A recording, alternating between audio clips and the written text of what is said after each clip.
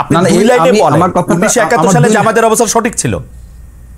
দুই লাইনের জামাত ইসলামের দুই লাইনের কথাটা আসলে কোনো একটা কোশ্চেনের কথা আপনি কখনো কখনো দুই লাইনে বলতে পারবেন না। আপনি আমাকে বলেছেন সেই জন্য কথাটা উঠলো যে আপনাদের অবস্থাটা কি পরিষ্কার, কিন্তু আমি কখনো এই পরিষ্কার কথাটা জানতে পারি না।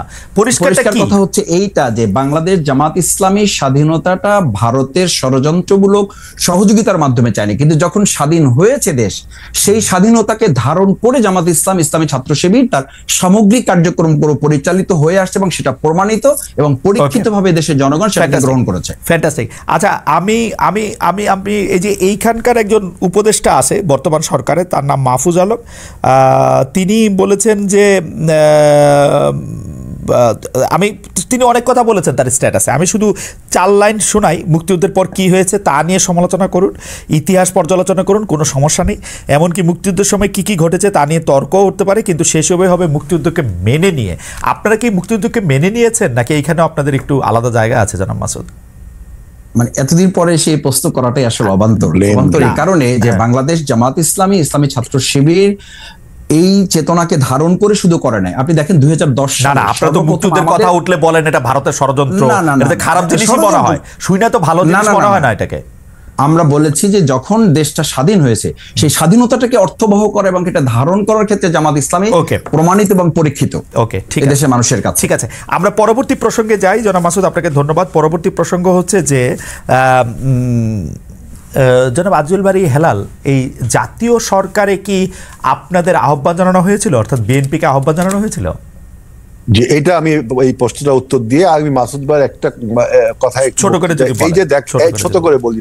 এই যে দেখেন যে আমাদের অভ্যুত্থানের শক্তিগুলোকে বিরুদ্ধে যে অনৈক্য তৈরি করা হচ্ছে ব্লেম গেমের মাধ্যমে, যেভাবে আওয়ামী লীগ আপনার মুক্তিযোদ্ধাদের নিয়ে ব্লেম গেম করেছিল যে অমুক মুক্তিযোদ্ধা তমুক রাজাকার, আমি জামাতে ইসলামের মাসুদের এই বক্তৃতার মাধ্যমে সেই একটা প্রতিধ্বনি শুনতে পাচ্ছি যে বিএনপির মহাসচিবের পিতার ব্যাপারে যে কথা বলা হচ্ছে, এই ফ্যাক্ট চেকিং না করে আপনার যে প্রোপাগান্ডা মেশিন এখন তৈরি হয়েছে বাংলাদেশে, তার উপর ভিত্তি করে কথা বললো। আপনি দেখেন, আমি প্রতিধ্বনি এই জন্য বললাম যে 71 সালে একটা রাজনৈতিক দল দেশ ছেড়ে পালিয়ে গেল ভারতে, আরেকটি রাজনৈতিক দল স্বাধীনতার বিরুদ্ধে থাকলো, আর আমাদের নেতা শহীদ প্রেসিডেন্ট জিয়াউর রহমান যুদ্ধ করলো।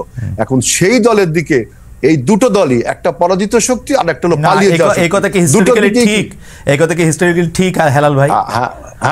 জিয়াউর রহমান সাহেব ক্ষমতায় থাকার জন্য, মরহুম প্রেসিডেন্ট জিয়াউর রহমান সাহেব ক্ষমতায় থাকার জন্য সমগ্রভাবে যে রাজনৈতিক দলটার, যে রাজনৈতিক আদর্শটার, যে রাজনৈতিক কাঠামোটার সাহায্য চাইলেন সেটা হচ্ছে জামায়াতে ইসলামী।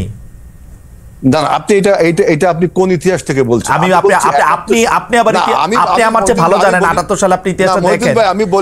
আমি বলছি জনাব গোলাম আজমের ফিরে আসা থেকে শুরু করে পুরোটা দেখেন। আপনি শোনেন, আমরা যখন বাংলাদেশে যখন আপনার একদলীয় শাসন ব্যবস্থার ভিতর ঢুকে গেল, তখন আমরা মাল্টিপার্টি ডেমোক্রেসি সৃষ্টি করলে অন্যান্যরা ধর্মভিত্তিক রাজনৈতিক দল, এমনকি বামপন্থী যে সমস্ত গোপন সংগঠন, তারাও রাজনীতি করার সুযোগ পেল।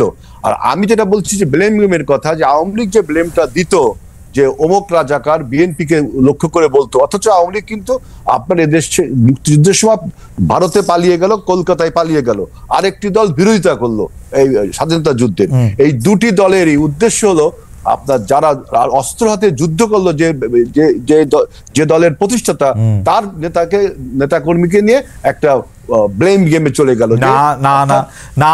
আপনি এটা হেলাল ভাই, আপনি এটা বললে হবে না। জিয়াউর রহমান সাহেব গোলাম আজম সাহেবের কে দেশে ফিরিয়ে আনা, তাকে রাজনীতি করার সুযোগ দেওয়া, বাংলাদেশকে রাজনৈতিক আদর্শের ক্ষেত্রে জামায়াতে ইসলামীর রাজনৈতিক আদর্শকে হায়ার করা, জনাব শাহ আজিজুর রহমানকে প্রধানমন্ত্রী করা।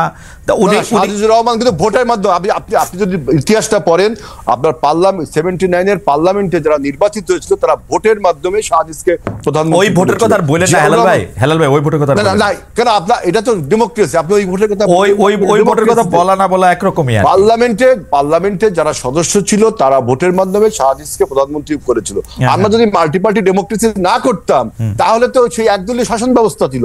এখন একদলীয় শাসন ব্যবস্থাকে এই সরকার আপনাকে জাতীয় সরকার, এই জাতীয় সরকার আমন্ত্রণ জানিয়েছিল না, জাতীয় সরকার এখন আমি দেখেন, আমি দেখলাম যে নাহিদ ইসলামের একটা স্ট্যাটাসে দেখলাম যে সে বলছে তারা নাকি জাতীয় সরকারের আমন্ত্রণ জানিয়েছিল।